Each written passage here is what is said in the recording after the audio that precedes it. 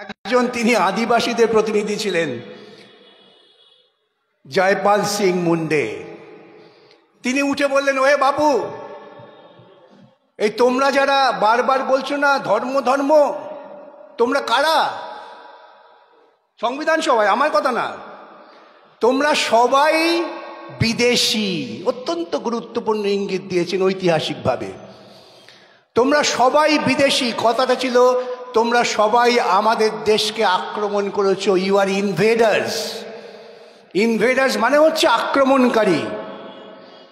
আমরা আসল ভারতীয়, যারা ভারতের মূলবাসী, আমাদের কাছে ধর্মের কোনো দোহাই নেই। আমরা প্রকৃতিকে পূজা করি। আমাদের কাছে আল্লাহ আকবর, রাম, জয় শ্রীরাম এসব নোংরামও নেই। আমরা প্রকৃতিকে ভালোবাসি।